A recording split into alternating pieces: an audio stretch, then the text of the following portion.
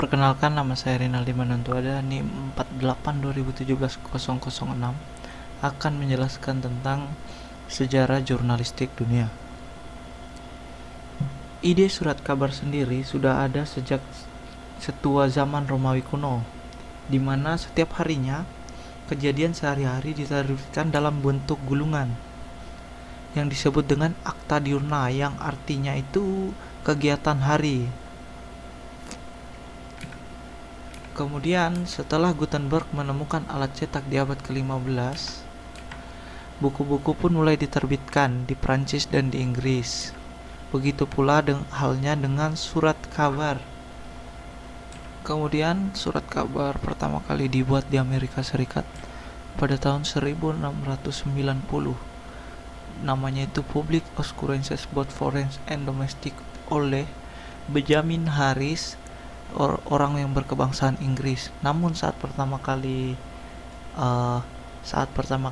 terbit, langsung diberedar oleh pemerintah kerajaan Inggris karena tidak memiliki izin terbit.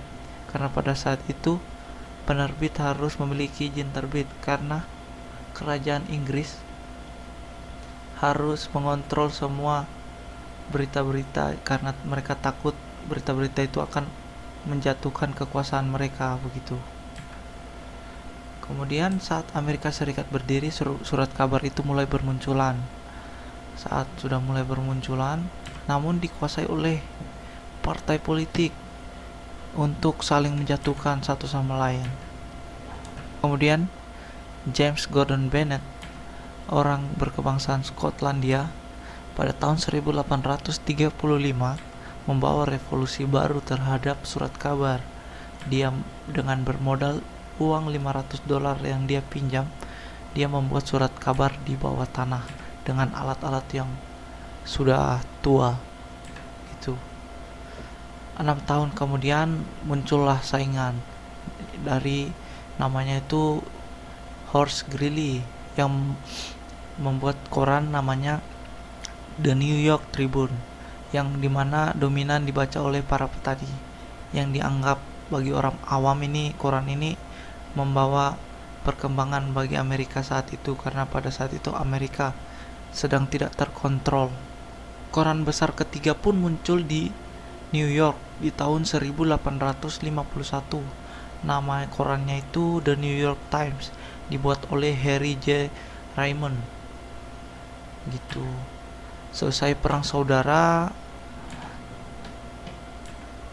muncullah koran-koran baru, namanya itu Konstitusi Atlanta, Daily News, Kansas City Star. Itu koran-koran baru yang baru muncul. Kemudian di New York pada saat itu surat kabar menjadi salah satu bisnis yang sangat menjanjikan. Salah satu perbisnis surat kabar itu yaitu Charles Dana. Charles Dana ini membeli surat kabar Sun dan memiliki rival-rival, yaitu James Gordon Bennett Jr., anak James Gordon Bennett yang tadi, dan Joseph Pulitzer. Pada tahun 1892, Joseph Pulitzer ditantang oleh William Randolph Hearst. Joseph Pulitzer ini mempunyai koran namanya New York World yang sudah ada sejak perang saudara di Amerika Serikat. William Randolph Hearst mempunyai koran namanya World. Mereka berdua ini mengalihkan kompetisi mereka itu untuk meliputi perang yang terjadi pada saat itu, yaitu perang Spanyol melawan Amerika dan Kuba melawan Amerika. Setelah Joseph Pulitzer mati, korannya The New York World menjadi sangat berkembang pesat di seluruh dunia. Berbeda sebaliknya dengan William Randolph Hearst, dia merasa depresi. Namun dia memiliki usaha majalah Good Housekeeping dan Cosmopolitan. Majalahnya itu berkembang pesat juga pada saat itu. Namun surat kabar kini mendapatkan sesuatu yang lebih penting, tidak menjadi senjata perang politik, bisnis individualis atau yang sebagainya. Namun surat kabar sudah menjadi semakin objektif dalam mencari berita dan juga mengutamakan kepentingan umum. Pada tahun 1950, TV mulai muncul untuk menyaingi surat kabar. Namun surat kabar memiliki karakteristik pribadi yang bisa membedakan surat kabar itu beda dari TV atau alat-alat pemberitaan lainnya. Surat kabar pun bertahan hingga sekarang. Kenyataannya menunjukkan bahwa koran telah menjadi bagian dari kehidupan manusia pada umumnya, dengan karakter khususnya yaitu mampu membedakan dirinya dari media lainnya seperti televisi dan radio gitu. Kemudian selanjutnya itu sejarah jurnalistik di Indonesia. Pada zaman penjajahan, tanggal 7 Agustus 1744 sudah ada surat kabar di Indonesia, namanya itu Bataviace Noveles, diterbitkan oleh pedagang VOC namanya Jan Edmonds Jordans, yang isi beritanya itu tentang berita kapal, pengangkatan dan pemberhentian pejabat VOC, yaitu peraturan-peraturan pemerintah Belanda dan VOC sendiri, berita-berita singkat dan berbagai tempat di mana pangkalan VOC berada, yang ada dari Indonesia, Nusantara sampai di Tanjung Harapan, Afrika. Tanggal 20 November 1746, Batavia Novels itu dibredel. Inilah kisah pembredelan pertama di Indonesia. Setelah 30 tahun Batavia tanpa surat kabar, VOC tanpa surat kabar, tahun 1776 muncullah koran yang namanya Vendu News. Bertahan hingga VOC dibubarkan pada tahun 1799. Kemudian pada tahun 1924 perubahan yang cukup signifikan terjadi ketika harian The Indices Telegraph di Bandung muncul dalam edisi pagi dan edisi sore, kecuali hari Minggu dan hari libur. Di tahun 12 Januari 1901 muncul koran Cina, namanya itu Lipo di Sukabumi, yang berakhir pada tahun 1907. Kemudian zaman Orde Lama pada tanggal 11 September 1945, kemerdekaan Indonesia membawa berkah bagi jurnalisme. Pemerintah Indonesia menggunakan Radio Republik Indonesia sebagai media komunikasi. Kemerdekaan Indonesia juga menguatkan kondisi pers nasional, di mana banyak diterbitkannya koran-koran yang mempropagandakan kemerdekaan seperti Suara Merdeka Bandung, Berita Indonesia Jakarta, dan Voice of Free Indonesia. Pada tahun 1948 muncul koran lagi namanya Sinar Majalengka yang berbahasa Sunda. Pada tahun 1950-an harian Pikiran Rakyat muncul yang dirintis oleh Jamal Ali bersama AZ Sultan Palindi dan kawan-kawan. 1960 lahir penetapan Presiden nomor 6/1960, penguasaan perang tertinggi atau Properti diberikan kekuasaan untuk memberlakukan surat izin tertib SIT secara nasional, menggunakan perizinan sebagai alat kendali pemerintah untuk meredam kebebasan pers terbukti ampuh. Ini terbit setelah pemerintah mengeluarkan peraturan yang menentukan semua media cetak harus menggandul atau pada tanggal 1 Oktober 1965 Pepel Rada Jaya melarang terbitnya semua harian terbit di ibu kota kecuali koran angkatan bersenjata dan berita Yuda yang memang diterbitkan oleh pihak militer. Peringatan Bandung Lautan Api, terbitlah harian angkatan bersenjata edisi Jawa Barat atau Pikiran Rakyat. Kemudian pada zaman reformasi tanggal 20 sampai 23 Oktober 1998, Pertemuan Relawan Masyarakat Pers dan Penyiaran Indonesia atau MPPI dan di backup oleh Serikat Penerbit Surat Kabar atau SPS di PC Cianjur, selain menghasilkan RUU TEP MPR tentang kebebasan informasi dan diakomodasi dalam Tab MPR nomor 18 tahun 1998 tentang HAM. Rumusan itu menjadi pasal 28 FUUD 1945 juga menghasilkan RUU Pers. Kemudian tanggal 23 September 1999 hari lahir kemerdekaan pers Indonesia. Kemudian pada tanggal 13 sampai 15 April 2007 pertemuan Lokakarya Pendidikan Jurnalisme di Yogyakarta menunjukkan iklim profesi jurnalistik di Indonesia mengalami perubahan yang signifikan sejak berlangsungnya informasi. Dalam pertemuan ini ditemukan bahwa Indonesia memerlukan sekolah jurnalistik untuk menghasilkan wartawan yang berkualitas dan siap pakai, di mana ilmu jurnalistik berdiri sendiri tidak lagi di bawah kajian ilmu komunikasi. Sekian dan terima kasih. Selanjutnya untuk teman saya. Perkenalkan, nama saya Krisna. Saya dari kelompok 1 akan mempresentasikan tentang olahraga jurnalistik. Sebelumnya, saya akan membahas tentang jurnalisme. Jurnalisme adalah bidang disiplin dalam mengumpulkan, memastikan, melaporkan, dan menganalisis informasi yang dikumpulkan mengenai kejadian sekarang, termasuk tren, masalah, dan tokoh. Orang yang mempraktikkan kegiatan jurnalistik disebut jurnalis atau wartawan. Di Indonesia, istilah ini dikenal dengan publistik. Dan apa itu olahraga jurnalistik? Olahraga jurnalistik adalah penelitian, kompilasi, dan diseminasi informasi olahraga dalam bentuk tulisan, ucapan, ataupun bentuk visual untuk kepentingan pembaca, pemirsa, dan pendengar. Dan karya jurnalistik itu bersifat faktual atau bersifat fakta, atau di dalam apa yang disampaikannya itu bersifat benar. Berbicara tentang olahraga jurnalistik tidak pernah lepas dari kegiatan menulis berita olahraga dalam surat kabar atau laporan dan liputan seputar olahraga yang dibuat media televisi.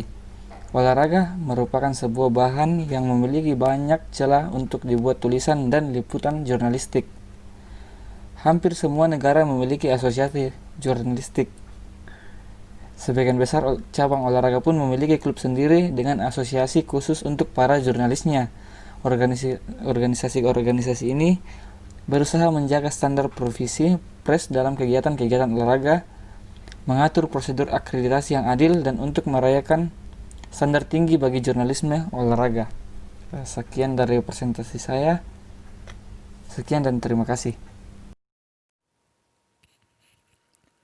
Baik, selamat siang teman-teman. Saya Aldi Tama Istighfarianto, NIM 48 2018 023, akan melanjutkan presentasi dari kelompok 1 yang berkaitan dengan materi pengertian jurnalistik dan juga jurnalistik dalam olahraga. Untuk yang pertama akan kita pelajari adalah pengertian jurnalistik. Pengertian jurnalistik sendiri dibagi menjadi beberapa pandangan. Yang pertama adalah secara harfiah, yang berarti kewartawanan atau kepenulisan, atau biasa disebut juga laporan, dan dalam bahasa Prancis itu biasa disebut dengan jour, artinya hari.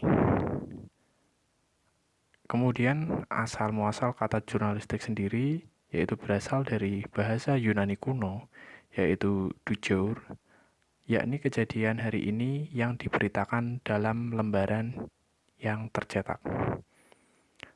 Kemudian secara konseptual, jurnalistik termasuk ilmu terapan atau applied science yang dinamis dan terus berkembang sesuai dengan perkembangan teknologi informasi dan komunikasi, dan juga dinamika masyarakat itu sendiri. Kemudian pengertian secara praktis, kita dapat melihat bahwa ada 4 komponen dalam dunia jurnalistik. Yang pertama adalah informasi.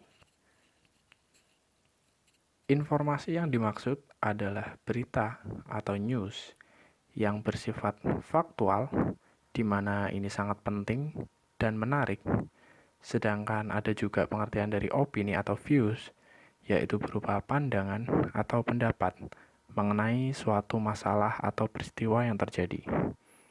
Komponen yang kedua adalah penyusunan informasi. Penyusunan informasi yaitu yang bertugas menyusun informasi atau pelaku-pelakunya antara lain wartawan, dimulai dari pemimpin redaksi, redaktur pelaksana, reporter, fotografer, koresponden, hingga kontributor. Kemudian komponen yang ketiga adalah penyebarluasan informasi. Penyebarluasan informasi yakni penyebaran informasi yang sudah dikemas dalam bentuk media cetak. Bisa dalam bentuk marketing atau distribusi promosi dan iklan, kemudian juga bisa langsung ke percetakan. Kemudian komponen yang keempat adalah media massa.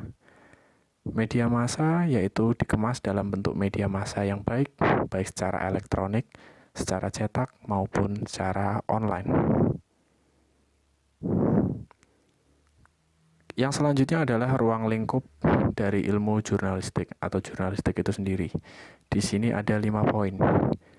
Yang pertama adalah konsep dasar jurnalistik, meliputi definisi konsep, fungsi, dan historisitas jurnalistik itu sendiri. Kemudian lingkup yang kedua adalah ragam dan karakter jurnalistik, yang berisikan bentuk jurnalistik secara pelaksanaan yang disesuaikan dengan media dan tren jurnalistik. Yang ketiga adalah profesi jurnalis dan kelembagaannya. Keempat, jurnalistik sebagai pelaksanaan yang berisikan sumber karya jurnalistik, bahasa, teknik jurnalistik, dan ragam karya jurnalistik.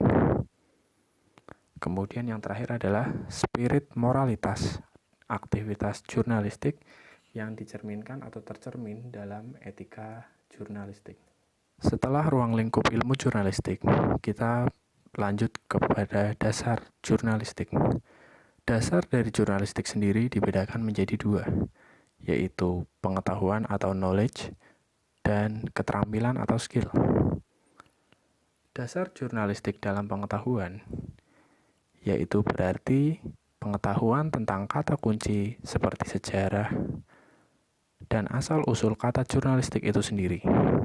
Pengertian jurnalistik, produk jurnalistik, berita, reportase, kode etik jurnalistik, bahasa jurnalistik, pers, media, wartawan, reporter, editor, dan sebagainya.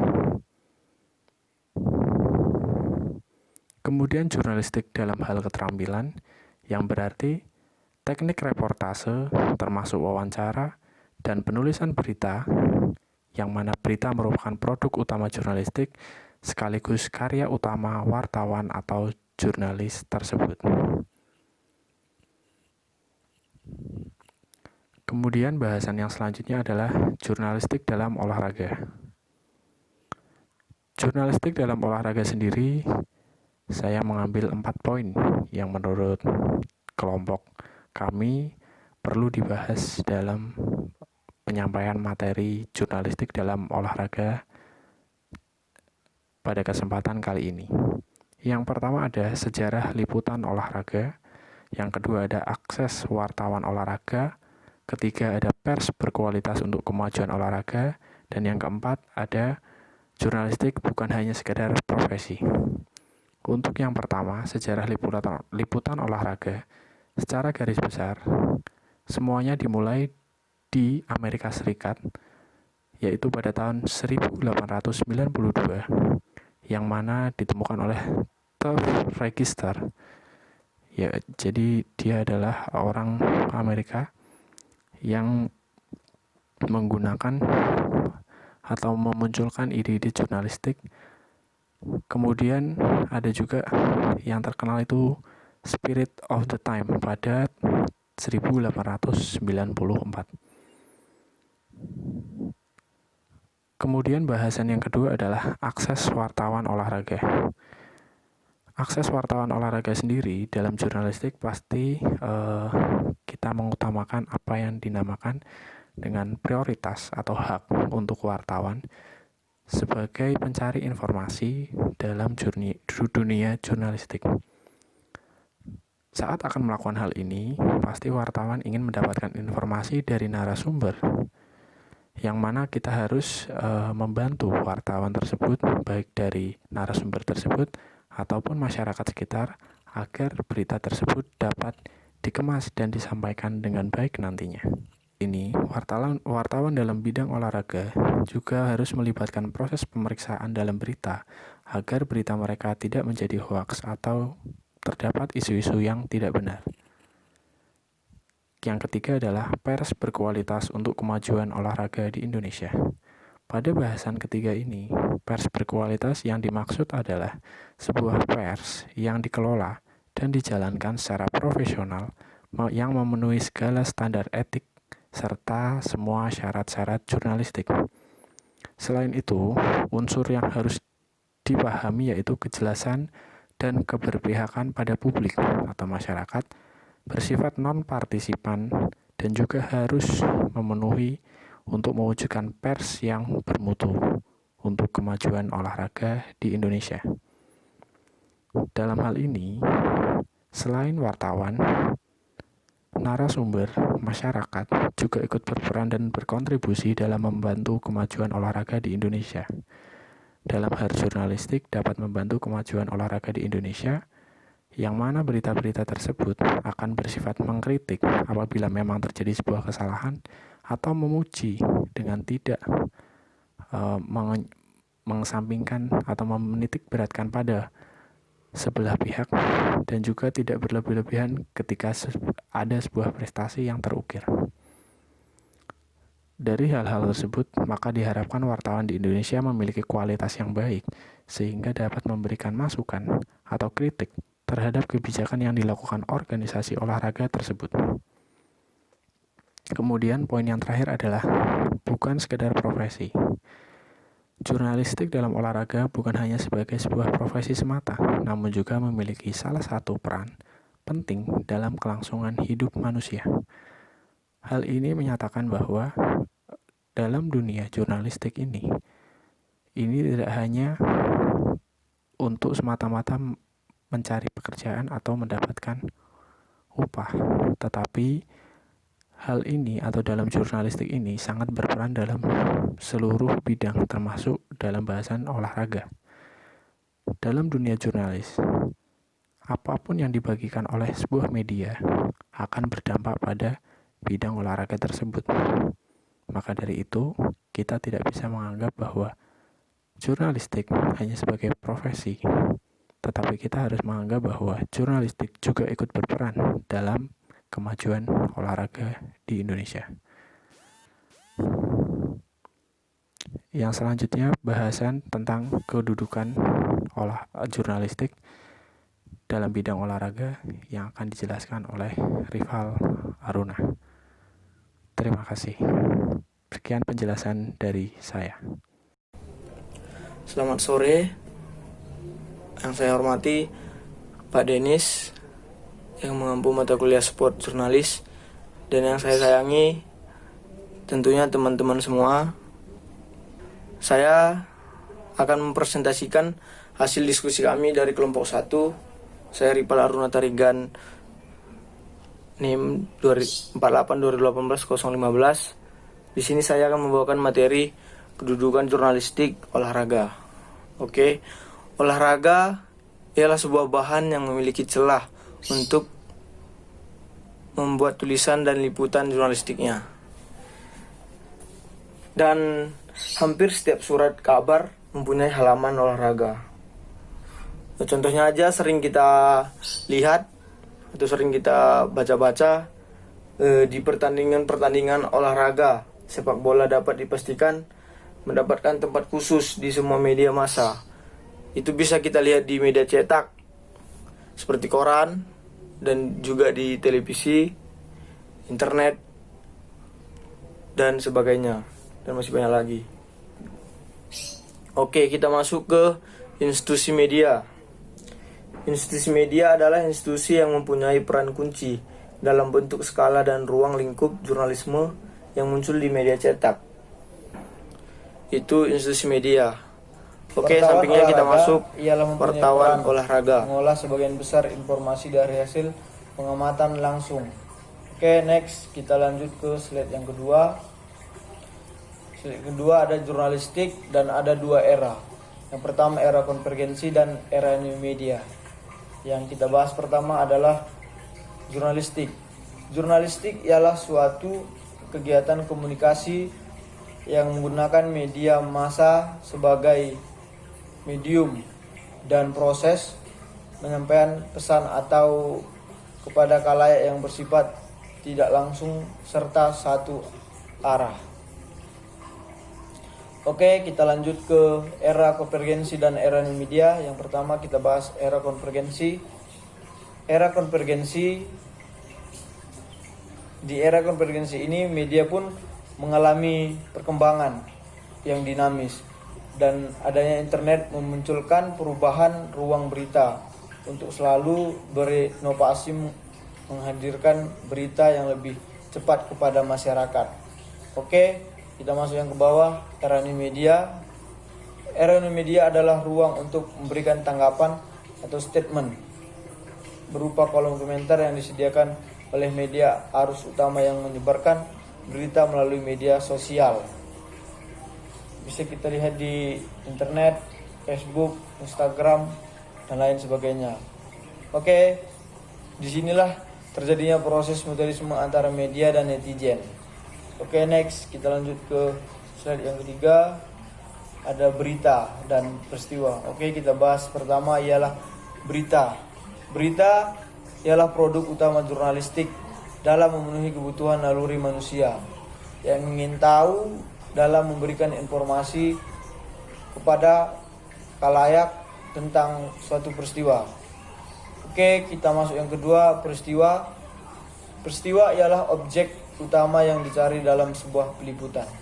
Oleh sebab itu, seorang jurnalis harus paham apa itu berita dan berita apa yang layak diinformasikan kepada publik. Oke, next kita lanjut yang slide yang keempat. Di sini ada dinamika jurnalistik. Dinamika jurnalistik mengalami perkembangan cukup kompleks sebagai salah satu aspek komunikasi massa yang sering mendapatkan perhatian masyarakat. Oke, kita masuk ke samping bawah. Jurnalistik media online. Jurnalistik media online ini di mana setiap media memiliki medium tersendiri untuk berita yang akan dikonsumsi secara online. Oke, sekian presentasi dari saya. Terima kasih. Selamat sore.